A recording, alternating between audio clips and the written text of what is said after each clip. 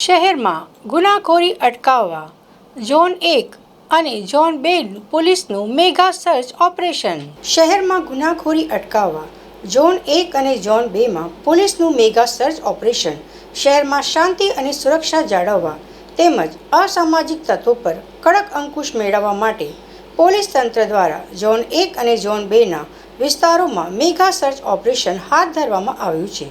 Police અધિકારીના જણાવ્યા અનુસાર આ વિસ્તારો મુખ્યત્વે રહેણાંક હોવાથી મિલકત સંબંધી ગુનાઓ અટકાવવા ખાસ સરપ્રાઇઝ ડ્રાઈવ શરૂ કરાઈ છે. આ ઓપરેશન હેઠળ નંબર પ્લેટ વગરના અને શંકાસ્પદ વાહનોનું સઘન ચેકિંગ કરવામાં આવી રહ્યું છે.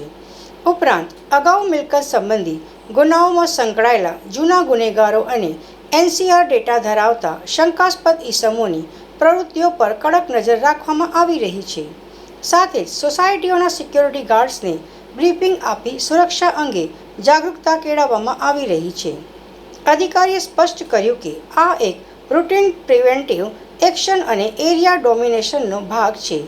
ગુનેગારો સામે પોલીસની પ્રોએક્ટિવ કામગીરી સતત ચાલુ રહેશે. ઝોન 1 અને ઝોન 2 ની અમારી આખી સમગ્ર પોલીસની ટીમ છે એ મેગા સર્ચ ઓપરેશનની એક ડ્રાઈવ ચાલુ કરી છે. અત્યારે હાલ શહેરમાં અલગ અલગ વિસ્તારોમાં અલગ અલગ પ્રકારના ક્રાઇમ થતા હોય છે. ખાસ કરીને ઝોન 1 અને 2 ની અંદર વધારે રેસિડેન્શિયલ એરિયા છે.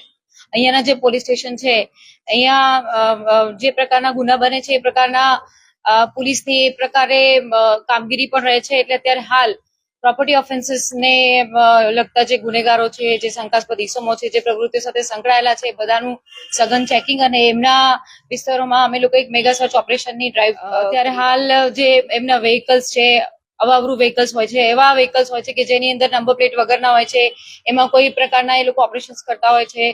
સાથે સાથે સોસાયટીની અંદર પણ અવેરનેસ વધે, સોસાયટીના જે સિક્યોરિટી વાળા કન્સર્ન માણસો છે એમનું પણ બ્રીફિંગ થાય. સાથે સાથે જે જૂના આવા ગુનેગારો છે, જે આવી પ્રવૃત્તિમાં સંકળાયેલા છે, એમના વેર અબાઉટ શું છે એમને પણ સર્ચ કરીશું. એ લોકોની પ્રવૃત્તિ અત્યારે કઈ જગ્યાએ છે, એ લોકો કયા પ્રવૃત્તિ સાથે સંકળાયેલા છે. અત્યારે હાલ એમસીઆર જે અમારી પાસે હોય છે ડેટા, એના ઇસમોને પણ ચેક કરીશું. જે ગુનેગારો પહેલા આવી પ્રવૃત્તિઓમાં સંકળાયેલા છે એમને પણ અમે ચેક કરીશું.